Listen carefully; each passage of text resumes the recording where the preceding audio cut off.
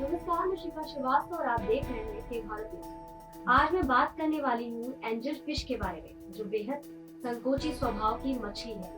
इसकी कई प्रजातियां होती हैं, जिनमें golden angel fish, blue angel fish, yellow angel fish, queen angel fish आदि प्रमुख हैं। इस मछली से जुड़ी कुछ दिलचस्प बातों के बारे में आज हम इस वीडियो में बताएंगे। ये मछली अटलांटिक महासागर, अरेबियन सागर, दक्षिण अमेरिका और अमेज़न नदी में ज़्यादा पाई जाती है। इन्हें जल स्रोत से पकड़कर इन्हें एक्वेरियम में डाला जाता है। ये मछली 15 साल तक जिंदा रह सकती है। एंजल फिश की लंबाई अधिक से अधिक 12 इंच तक हो सकती है, लेकिन इतनी बड़ी एंजल फिश बहुत कम ही जगहों पर दिखती है। इसका वजन लगभग 1.6 किलोग्राम होता है। अपनी खूबसूरती के कारण ये मछली एक्वेरियम फिश के रूप में भी काफ़ी लोकप्रिय है, लेकिन इसकी देखभाल काफ़ी कठिन होती है जब तक कि आप इसके स्वभाव और इसकी ज़रूरतों को अच्छी तरह ना जानते हों। इसे जिस टैंक में रखा जाता है उसमें कम से कम 570 लीटर पानी होना चाहिए। नर और मादा दोनों एंजल फिश एक जैसी दिखती हैं। यहाँ तक कि अंडे देने के दौरान भी मेल और फीमेल एंजल फिश के पेट के आकार में बहुत कम अंतर होता है। ये एक बार में 100 से 1000 तक अंडे दे सकती हैं। मेल और फीमेल दोनों एंजल फिश इन अंडों को सेते हैं और फिर बेबी एंजल फिश का जन्म होता है। ये अपनी तरह की दूसरी मछलियों के साथ रहना पसंद करती हैं, लेकिन युवा अवस्था में ये अकेले रहना पसंद करती हैं और किसी टैंक में समय बिताने इन्हें अच्छा लगता है। ये मछली प्राकृतिक रूप से मांसाहारी होती है और मुख्य रूप से ब्लड वॉर्म्स, डैफनिया आदि को अपना आहार बनाती है। ये काफ़ी होशियार होती हैं। अगर इसे कोई अपने एक्वेरियम में रखे तो ये उसे पहचान सकती है।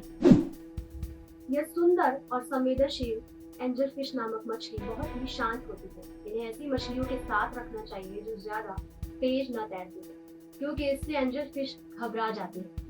एंजल फिश बेहद संकोची स्वभाव की मछली है। एंजल फिश को गर्म मछली घर में रखा जाता है, लगभग 27 डिग्री सेल्सियस। हालांकि वे आमतौर पर शांत होते हैं जब संभोग नहीं करते।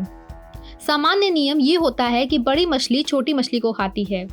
एंजल फिश सबसे अधिक रखी जाने वाली मीठे पानी की एक्वेरियम मछलियों में से एक है, साथ ही सबसे अधिक रखी जाने वाली सिक्लिड भी। इसके अद्वितीय आकार, रंग और व्यवहार के लिए उनकी प्रशंसा की जाती है।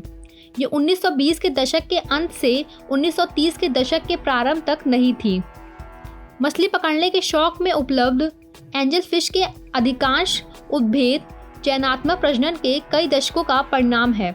जंगली एंजल फिश के मूल क्रॉस को दर्ज नहीं किया गया और पेट्रोफिलियम के विभिन्न प्रजातियों, विशेष रूप से स्केलर और पी लियोपोल्डी के बीच भ्रम आम है।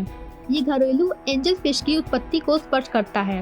इसके लारे के ज्ञात अनुवांशिकी में अधिकांश शोध डॉक्टर जॉन नाल्टन के अनुशोध का परिणाम है, जिन्होंने मीठे पानी और समुद्री मछली घर पत्रिका में 18 लेखों की एक श्रृंखला प्रकाशित की। जब जोड़ी स्पॉन होती है तो वे अंडे देने के लिए एक उपयुक्त माध्यम का चयन करते हैं और सतह से डिटर्जेंट और शैवाल को उठाकर या 1 या 2 दिन बिताते हैं। ये माध्यम मछली घर में एक चौड़ी पत्ती वाला पौधा हो सकता है। एक सपाट सतह जैसे कि स्लेट का एक टुकड़ा मछली घर में लंबवत रखा जाता है। मादा अंडे की एक पत्ती को शुक्राणु सबस्ट्रेट पर जमा करती है, जिसके बाद पुरुष अंडे को निषेचित करता है। ये प्रक्रिया तब तक दोहराई जाती है जब तक कि मादा मछली के आकार और स्वास्थ्य के आकार पर कुल 100 से 120 से अधिक अंडे नहीं दे। माता पिता पूरे विकार के दौरान संतान की देखभाल करते हैं।